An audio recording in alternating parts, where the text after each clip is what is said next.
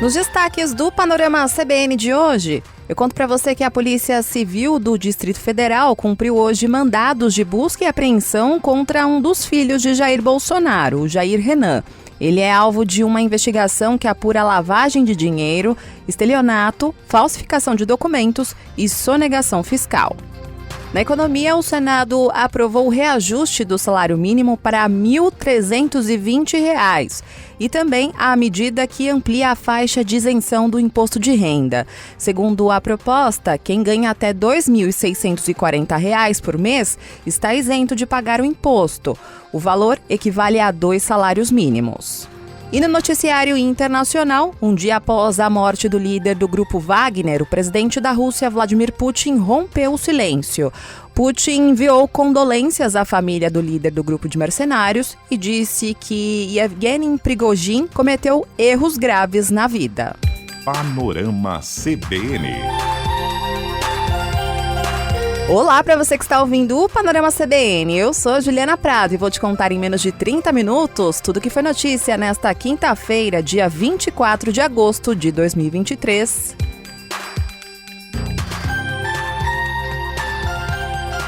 E o dia de hoje foi bem movimentado, então já vou correr aqui para contar para você o que aconteceu hoje. Eu começo essa edição contando que a polícia continua mirando o entorno do ex-presidente Jair Bolsonaro.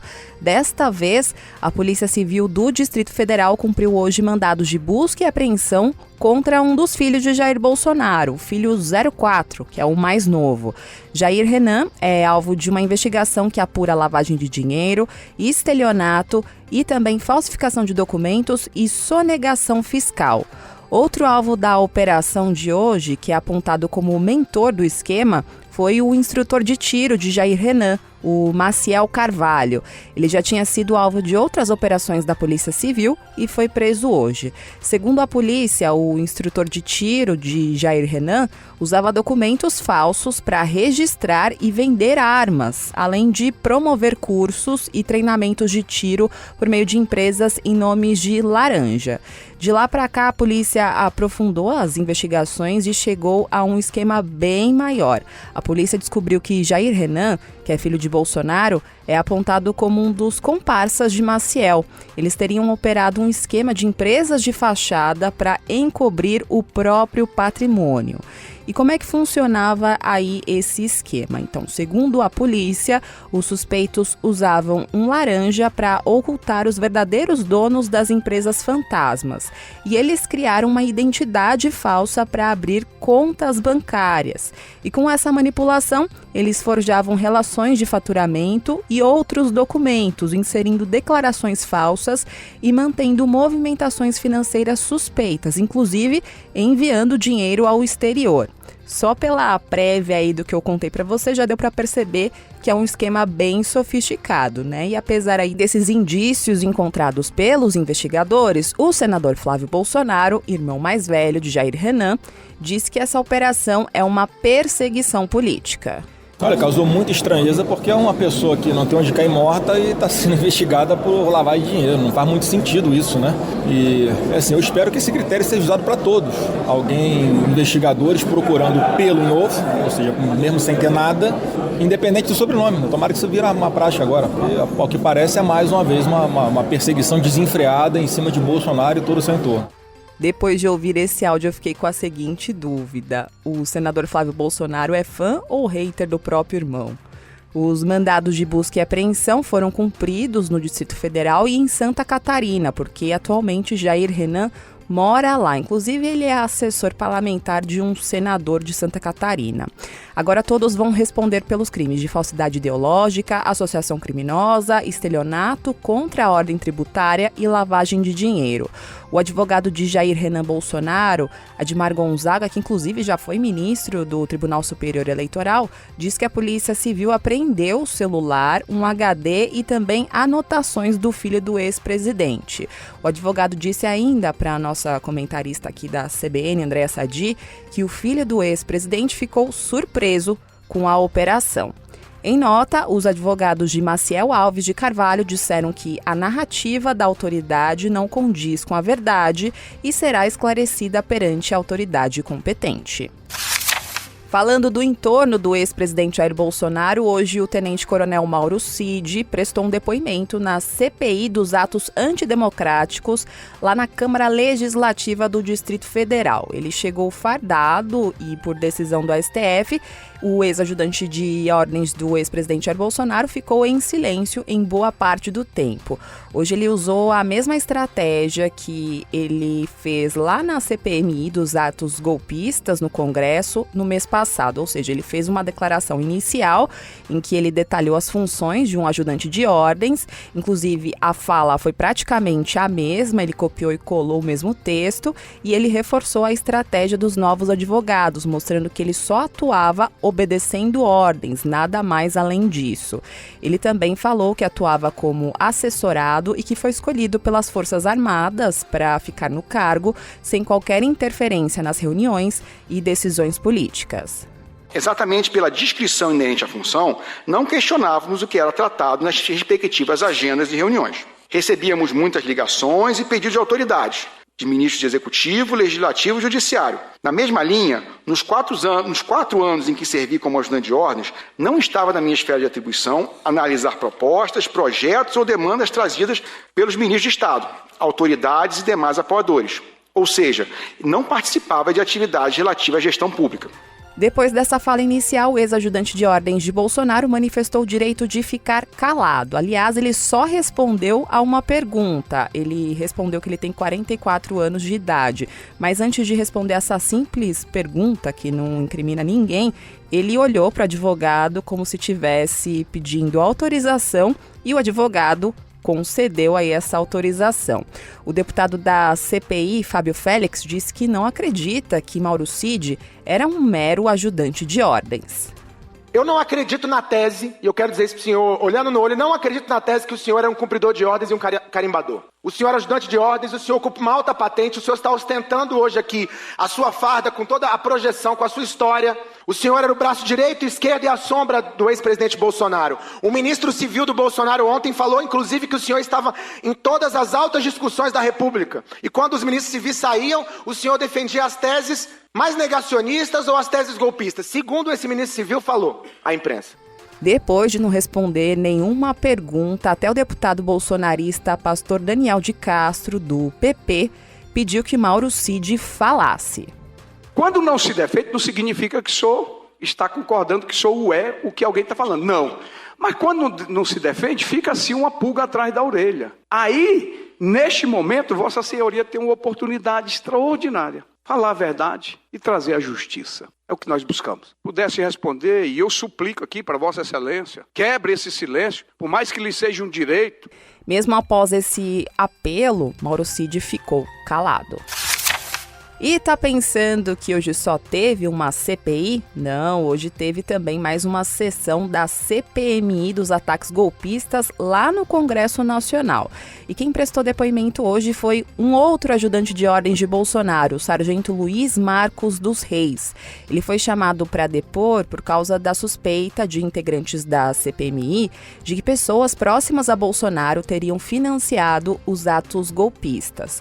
No depoimento de hoje, ele negou que tenha participado da organização dos atos antidemocráticos e ele diz que não se envolveu na preparação dos ataques, embora ele tenha participado dos atos. Ele tirou fotos lá na rampa do Congresso. Ele diz que se arrependeu de ter ido até o local. Ele também falou sobre a suspeita de movimentações financeiras atípicas na conta dele, porque o COAF encontrou mais de 3 milhões de reais na conta particular dele. Segundo dados da comissão, o militar recebia em média 13 mil reais de salário mensal, mas o COAF, que é o Conselho de Controle de Atividades Financeiras, identificou essas movimentações aí bem estranhas de 3 milhões de reais na conta dele em 1 ano e meio. Na CPMI, o militar atribuiu esses valores a recursos da aposentadoria e benefícios militares, além de empréstimos a familiares e amigos e pagamento de contas de colegas de trabalho. Ele explicou também que um depósito de 72 mil reais ao coronel Mauro Cid, por exemplo, foi referente a uma venda de um carro para o colega de trabalho. O sargento disse ainda ter feito um pagamento de 11 mil reais numa loja de pneus para um veículo do coronel, que depois devolveu esses valores. O carro era dele, comprou o único dono e eu anunciei o carro para vender. Então, somando as multas, o valor do carro era 74 mil, o valor da tabela FIP. 74 mil. Ela bateu as multas, tem um depósito aí, ó, que está entrando na minha conta. R$ 72.738, Banco do Brasil, no meu nome. Aí na próxima página, na 4/16 aí. Mauro César Barbosa Cid, CPF tal, Tenente Coronel do Exército, Forças Armadas, regular, comunicado. 4 lançamentos, que eu fiz o pagamento para ele. Durante o depoimento, o sargento também foi questionado se ele havia feito pagamentos de boletos para Bolsonaro e a ex-primeira-dama Michele Bolsonaro. Primeiro, ele disse que não, negou categoricamente ter feito depósitos nas contas do ex-presidente, também da ex-primeira-dama, mas aí o deputado Rubens Pereira Júnior, do PT do Maranhão, insistiu na pergunta e o sargento confirmou que fez depósitos. Depois, ele percebeu que falou demais e ficou em silêncio. Da senhora Michele Bolsonaro, o senhor fez algum pagamento? Não. De qualquer que seja o valor? Eu recebia, quando era, vamos dizer assim, para fazer um exemplo. Pequenos pagamentos. Já fiz. O senhor acabou de dizer que não fez. Não. O senhor fez ou não fez? Eu estou falando aqui, eu fiz um pagamento de boleto da filha do presidente do colégio que ela estudava no... O senhor, quando fazia pagamento, naturalmente não era da sua conta, era com dinheiro em espécie.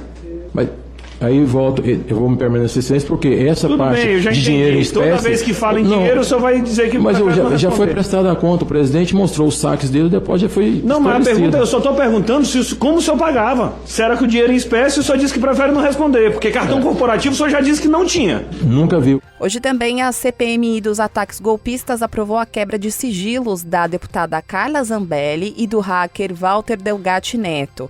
A comissão também decidiu reconvocar o tenente-coronel Mauro Cid para prestar um novo depoimento. E hoje também a sessão foi marcada por várias confusões. Teve 4 discussões entre os parlamentares e a discussão mais forte aconteceu entre a relatora da CPMI, a senadora Elisiane Gama, e o deputado Marco Feliciano. Os dois já tinham protagonizado nos bastidores uma discussão em uma reunião na terça-feira, com direito a gritos e dedo na cara. E hoje, Marco Feliciano quis retomar esse assunto abertamente durante a CPMI e disse que a senadora mentiu para a imprensa.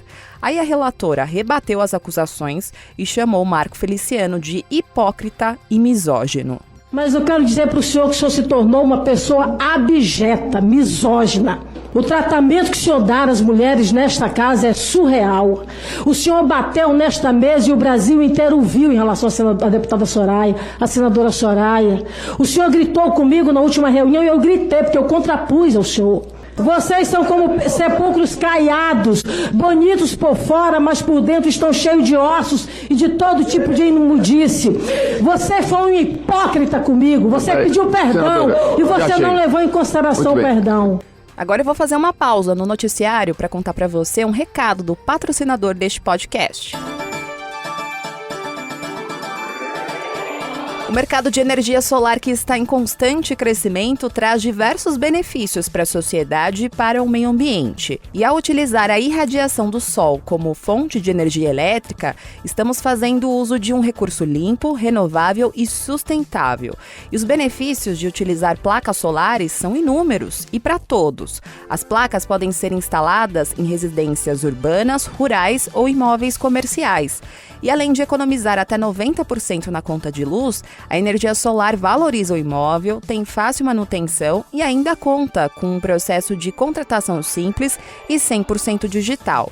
E o Banco BV oferece o financiamento de placas solares que estão sujeitas à análise para tornar a vida financeira de seus clientes mais simples e leve. Saiba mais em bv.com.br ou siga o banco nas redes sociais no @BancoBV. Panorama CBN. Voltando ao noticiário, eu vou retomar agora um assunto que a Natália Furtado contou para você na edição da manhã do Panorama CBN de hoje, que é em relação à cúpula dos BRICS. Hoje, o grupo que tem 6 países, como Brasil, Rússia, Índia, China e África do Sul, anunciou novos membros. Então, a partir de janeiro, mais 6 países vão fazer parte desse grupo. E são eles: Arábia Saudita, Argentina, Egito, Emirados Árabes Unidos, Etiópia e Irã. Eu só quero mesmo saber como é que vai ficar a sigla do BRICS agora com todos esses países. Eu não sei se você se lembra como era antes, mas eu sou dessa época que a sigla era só BRIC. E aí a África do Sul se juntou ao grupo e ficou BRICS. Enfim, coitado dos alunos de geografia. Inclusive, essa pergunta caía muito no Enem. Voltando aqui ao assunto, após o anúncio da adesão dos novos países, o presidente Lula falou sobre esse assunto. Ele disse que, para o BRICS, não importa qual candidato vai vencer as eleições da Argentina no mês que vem. Como você está acompanhando aqui no Panorama, a Argentina enfrenta um cenário eleitoral em meio a uma crise grave econômica e 3 dos candidatos discordam da adesão da Argentina ao BRICS. E hoje, ao final da cúpula do grupo, Lula disse que o que importa não é a ideologia, mas sim a importância do país e que o Brasil vai continuar negociando com a Argentina independentemente do resultado da eleição. A mim não importa do ponto de vista dos BRICS, quem ganha as eleições na Argentina. Todo mundo sabe que eu sou amigo do Alberto Fernandes, mas quando tiver uma eleição, que tiver a disputa, o Brasil, enquanto Estado, vai negociar com o Estado argentino, independentemente de quem seja o presidente. Pode ser que o presidente não queira negociar com o Brasil, é um direito livre e soberano dele, ninguém vai obrigar. Mas a responsabilidade que nós tomamos hoje, e é isso que dá seriedade à escolha da Argentina, é que a gente não está colocando a questão ideológica dentro dos BRICS. A gente está colocando a importância geopolítica de cada Estado. E você sabe que a Argentina é muito importante na relação com o Brasil e com a relação com a América do Sul. Lula também falou que, com a adesão dos 6 novos países, a economia e a geopolítica começam a mudar. E ele disse que, com essa união, os países que já foram chamados de terceiro mundo passam a ser considerados sul global e que, com isso, podem discutir temas mundiais em igualdade, de forma civilizada com outros países. O presidente Lula disse ainda que o BRICS deve estudar a adesão de outros países e disse que o que importa não é quem está no governo, mas sim a relevância do país. Outros países vão pedir e nós vamos fazer da mesma forma seletiva, criteriosa, escolhendo as pessoas de acordo com a importância geopolítica de cada país. Tá? O que está em jogo aqui não é a pessoa do governo, é o país, é a importância do país. Eu não quero saber que pensamento ideológico tem o governante.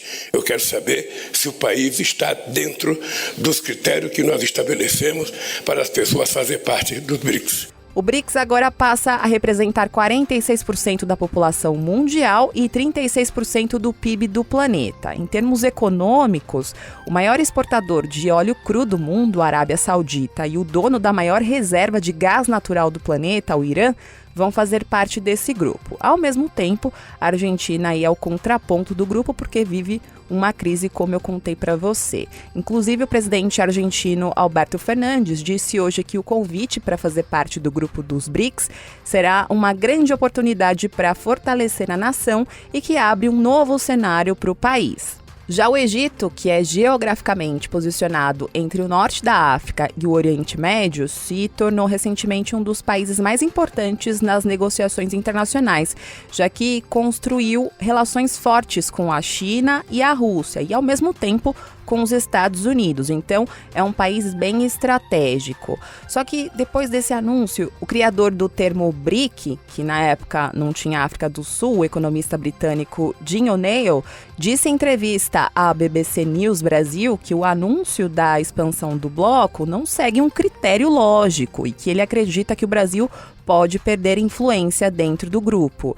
Ele até citou a escolha do Irã, que tem problemas diplomáticos com vários países, como, por exemplo, os Estados Unidos. O economista diz que a adesão do Irã pode até tornar as coisas mais difíceis. Da África do Sul, voltamos aqui para o Brasil, porque hoje teve atualizações sobre aquele acidente de ônibus que matou 7 torcedores corintianos em Minas Gerais e deixou 27 pessoas feridas. O motorista do ônibus deve responder por lesão corporal e homicídio culposo. De acordo com a perícia inicial, o veículo estava com pneus desgastados, problemas nos freios e os assentos não estavam com cinto de segurança. O delegado da polícia, Elton Cota, que é chefe do Departamento Estadual de Investigação de Crimes de Trânsito de Minas Gerais, diz que existem provas suficientes para o indiciamento do motorista. É perfeitamente possível para o delegado entender que, de fato, houve uma prática por parte desse motorista, que também é proprietário da empresa, dos crimes previstos no Código de Trânsito Brasileiro, lesões corporais culposas e homicídios culposos, sejam eles na modalidade da imperícia ou da negligência por parte desse motorista. O motorista de 39 anos permanece internado em um hospital e está em estado delicado. Na economia, o Senado aprovou hoje a medida provisória que reajusta o salário mínimo para R$ 1.320 e amplia a faixa de isenção do imposto de renda. Esse texto aí perderia a validade na próxima semana se não fosse aprovado em definitivo. E segundo a proposta que foi aprovada hoje, quem ganha até R$ 2.640 por mês está isento de pagar o imposto. O valor equivale a 2 salários mínimos. Atualmente, a faixa de isenção, para você ter uma ideia, é de R$ 1.903. Ontem essa medida foi aprovada pela Câmara com 439 votos favoráveis e um contrário. E agora essa proposta ela deve ser assinada pelo presidente Lula e aí entra em vigor. E aproveitando que eu estou falando de economia, vou contar aqui para você como foi o fechamento do mercado financeiro hoje. A Bolsa de Valores de São Paulo fechou o dia em baixa de 0,94% aos 117.025 pontos. No mercado de câmbio, o dólar comercial fechou o dia em alta de 0,51%, cotado a R$ 4,880. Já o euro encerrou o dia em baixa de 0,01%, cotado a R$ 5,273. No noticiário internacional, a morte do líder do grupo Wagner, Yevgeny Prigozhin, continuou no radar mundial. Um dia após a queda do avião em que o líder do grupo de mercenários estava, o presidente da Rússia, Vladimir Putin, se manifestou sobre esse acidente que aconteceu perto de Moscou. Em um discurso que foi transmitido pela TV do país, Putin enviou condolências à família do líder do grupo de mercenários. E, de acordo com Putin, Prigozhin era uma pessoa com destino complicado e que cometeu erros graves na vida. Sobre a causa da queda do avião, que ainda é desconhecida, Putin prometeu uma investigação completa sobre esse acidente, mas disse que isso deve levar algum tempo e que ele não tem pressa para isso. Só que relatórios preliminares de inteligência dos Estados Unidos e também de outros países ocidentais apontam que uma explosão pode ter sido a causa da queda da aeronave em que estava o chefe do grupo Wagner, que também matou outras 9 pessoas. Ainda não há uma conclusão definitiva sobre o que provocou o incidente, mas uma explosão é a principal teoria das autoridades ocidentais sobre a queda do avião, que estava entre Moscou e São Petersburgo. A explosão pode ter sido provocada por uma bomba ou outro dispositivo explosivo colocado dentro da aeronave, mas também há outras teorias, como o combustível adulterado. Inclusive, a plataforma de rastreamento Flight Radar 24, que monitora voos do mundo todo, mostrou que o jato da Embraer apresentou problema nos últimos 30 segundos antes da queda, quando entrou uma vertical descendente repentina. No pronunciamento de hoje, Putin também elogiou Prigozhin. Ele chamou o líder mercenário de um empresário talentoso e diz que conhecia ele desde os anos de 1990. Lembrando para você que os dois eram fortes aliados, mas eles romperam após o mercenário ter liderado uma rebelião contra o governo russo em um protesto por falta de envio de equipamentos e armas às tropas do grupo Wagner, que estava no fronte da guerra na Ucrânia ao lado da Rússia. A Rússia contratou o grupo Wagner para ajudar aí a entrar na Ucrânia. Em junho, após esse motim do grupo, que durou cerca de 24 horas, Putin chegou a chamar o antigo amigo de traidor. O curioso é que, com a morte de Prigozhin, aumenta a lista de acontecimentos suspeitos envolvendo os adversários de Putin. Ao menos 11 casos de mortes misteriosas aconteceram nesses últimos tempos.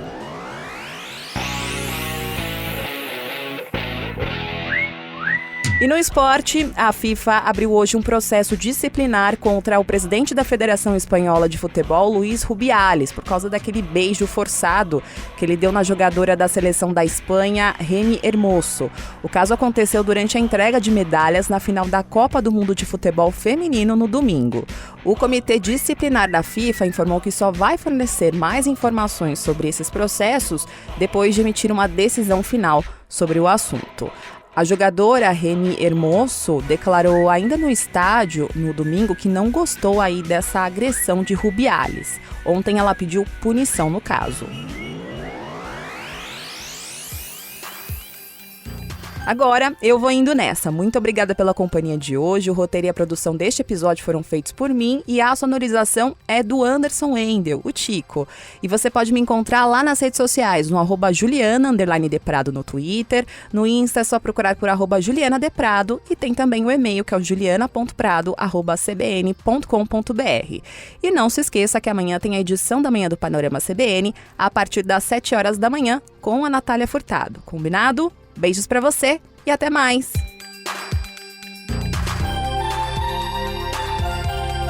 Panorama CBN. As principais notícias do dia em menos de meia hora.